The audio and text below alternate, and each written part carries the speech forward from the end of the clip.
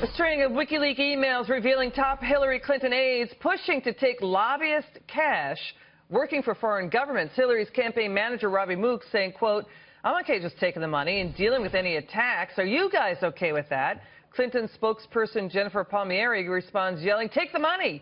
The emails continue. The only problem, they forgot to tell Hillary. Exchanges continue between Uma Abedin and Robbie Mook. Conversation reads as follows.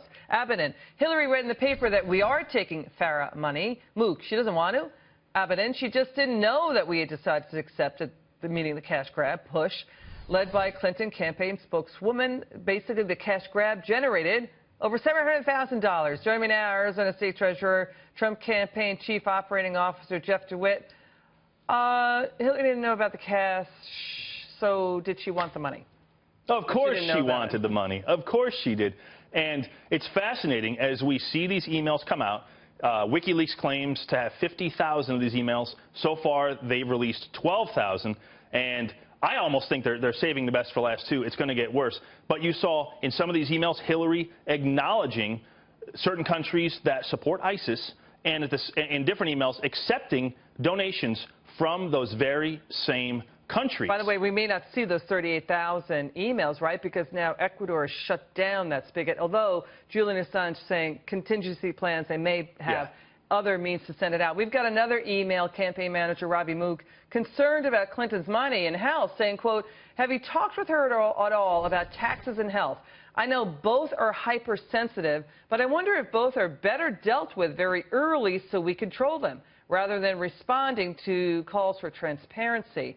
So, you know, the campaign, well aware of Hillary's tax and health issues here, right? Yeah, and there's another email in there, too, that isn't getting much play, where they shortened one of her speeches because they said she has only microphones in front of her, acknowledging there was no podium to lean on. And so they're shortening her speeches at the same time, acknowledging there are health issues while they won't tell us. That could be also campaign fatigue, because it is exhausting to hit that campaign trail for 2 years around the clock like that, right? Well, but she does it about 20% of the events that Donald Trump does. And Donald Trump, who's even, I think, a little older, doesn't have any problem with it at all. He is full of energy, can go up there for hours and keep going. Off the cuff, I might add, too. Spoken like a true Trump campaign. Yes, exactly. Here's another one. Donald Trump suggesting all candidates should be drug tested. Is this another example of aides stepping over the line? I mean, should the president be allowing this kind of talk to happen about being drug tested? What do you think? Well, again, it comes back to the underlying issues about Hillary's health, which WikiLeaks shows her own campaign is concerned about. And it gets to the bottom line of, shouldn't the American people have some transparency into can she get through with her health? What does Trump have to accomplish at the third and final debate? You know, showing that he is the alternative. I think basically just showing that she's the status quo, and again, reiterating that he's the outsider, he can get things done. My favorite WikiLeaks email is actually one where Hillary herself states that business people would make the best politicians because, as she quotes, they could be rented but never bought. And that's what you get with Donald Trump. You can't buy him. What do you get? The guy that has $10 billion.